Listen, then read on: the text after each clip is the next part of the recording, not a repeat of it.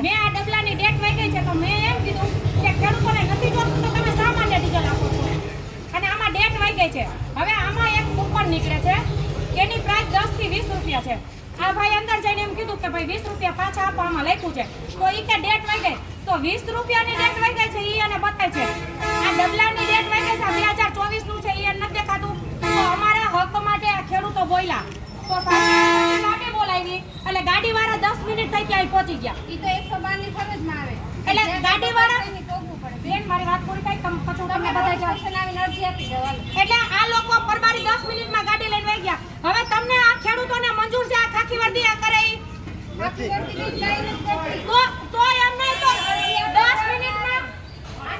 મિનિટમાં ગાડી કેમ આવે છે 112 નો નિયમ હું કોઈ ડખો કરવા નથી આવી હું મારા હક માટે લડવા આવી છું તો કાયદેસરનું કરવું છે મારે કાયદેસર કરવું છે સાહેબને આવી રિક્વેસ્ટ કરી કે સાહેબ બહાર આવો એટલે સાહેબ કે હમણાં આવો એટલે મને કે તમારો અવાજ નીચો રાખો અને મારા ઉપર આંગળી ચીંધી અને એક ફોન કરવાથી અંદર જોવો સાહેબ બેઠેલા છે આમ જોવો અંદર સાહેબો બેઠેલા છે આવો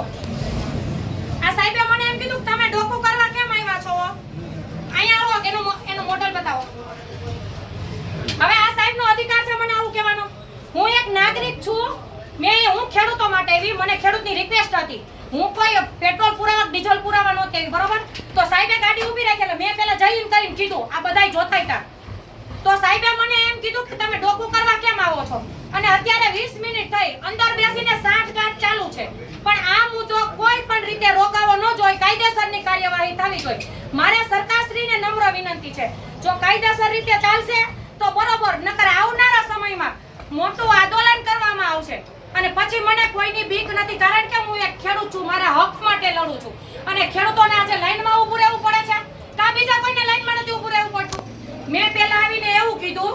કે ભાઈ મારે 1000 નું ડીઝલ જોઈએ છે તો પેટ્રોલ પંપ વાળા ભાઈ એમ કીધું કે શેમાં નાખવું છે મેં કીધું મારી પાસે ગાડી છે એ કે મેં કીધું એટલામાં થઈ જશે તો કે ના તો મેં કીધું 2000 નું આપો ને કે કાંઈ વાંધો નહીં 2000 નું તો 4 વ્હીલ વાળાને 2000 નું દેવું છે અને ખેડૂતોને 10 લીટર માટે લાઈનમાં ઊભા રાખવા છે આનું કારણ શું છે આ તાનાશાહીની સરકાર છે હવે તો અવાજ ઉઠાવો મને એક વિચાર આવે છે કે હું લેડીઝ થઈને એટલી બહાર આવું છું તો તમે તમારા હક માટે કેમ નથી લડતા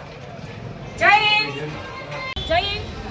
આજે હું આ ઇન્ડિયન ઓઇલ પેટ્રોલ પંપ ઉપર આવી છું આ બધા ખેડૂતોની મને 2-3 દિવસથી ફરિયાદ હતી કે બેન ડીઝલ 10-20 લીટર આપે છે અને અમને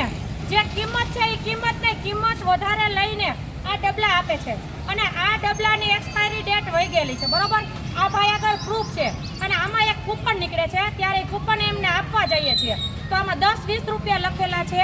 તો એ ભાઈ એમ કહે છે કે આની ડેટ વહી ગઈ છે હવે કૂપનની ડેટ વહી જતી હોય તો આ ડબલાની ડેટ વહી ગઈ આ ઓઇલ અમારા સાધનોમાં નાખીને હાકીએ તો એનું શું પરિણામ આવે અને હજી મેં અંદર જઈને સાહેબને રિક્વેસ્ટ કરી કે આ મુદ્દો આઈને પતાવો ખેડૂતોને ડીઝલ આપો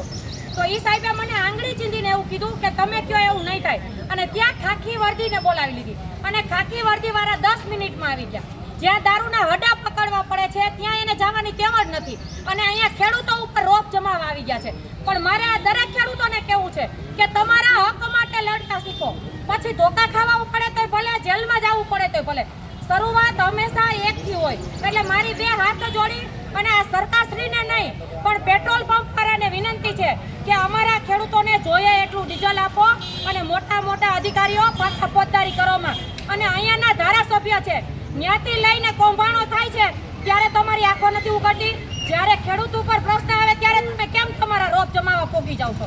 જય હિન્દ જય જવાન જય કિસાન